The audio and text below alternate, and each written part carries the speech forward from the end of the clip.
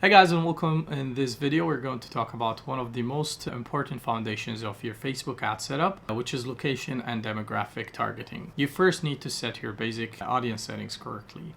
This includes things like your location, age, gender, and even sometimes language. Now let's go ahead to the ad set. So I'm inside the example ad account with a campaign already created. So here we are inside the ad set level, which is just a blank one. And now we're going to scroll down to the audience section. This is where all the targeting happens. And don't worry about the other settings for now. Things like delivery settings will be covered later in another video. So now let's say if you're a local business, this applies if your product or service can only be sold or delivered to people within a certain local area. For example, if you live in the UK and you run a local service-based business, maybe a gym, saloon, or home service, you'd want to type your town or city into the location box and then select the radius inside it. So your radius is going to depend on two things. Number one is how far you are willing to travel if you go to the client. And the second one is how far customers are willing to travel to you. So for example, gym people don't like traveling far. Usually a small radius is perfect for that. And things like special services, unique clients, or niche services, people may travel further. So Facebook default is usually 25 miles or 40 kilometers, which is often too large. But for local businesses, 15 to 25 miles is more realistic. So if you choose a smaller radius, you might see a smaller audience size, and that's completely fine. You only want people who can realistically become customers. Now, the second example, if you sell nationally. So if your product or service can be sold anywhere in the country, you want to go ahead and target the entire country. So for example, if you sell across the whole UK, select the United Kingdom and not only the London or Manchester. And don't try to guess which cities perform better.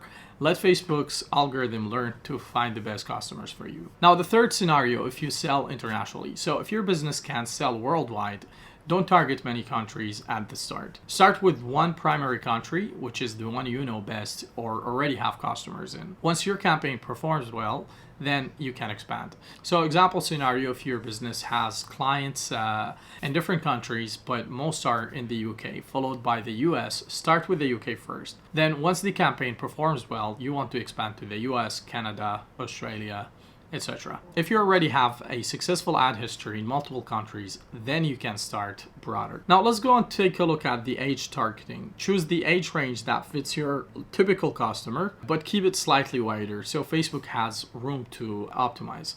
So for example, if your most customers are between 30 to 45 years old, don't choose just that narrow range. A better starting point would be things like 25 to 50 or even 25 to 55 years old. And why is that? Because Facebook will naturally show your ads more to the age groups that convert best, but you don't miss potential customers slightly outside of your core range. So in the gender targeting, most of the time you want to select or choose all genders. Only select one gender if at least 80 to 90% of your customers are consistently that gender. So for example, if 90% of your customers are women, then choose women only. But if it's 70% women and 30% women, I recommend you keep all because you don't want to miss on that 30%. So the reason to that is that even if your product is mainly for women, men might slightly buy it as a gift and vice versa. So Facebook will automatically deliver more to the gender that performs best. So don't worry about that because the algorithm can take care of this. Now, as you narrow your audience using age and gender,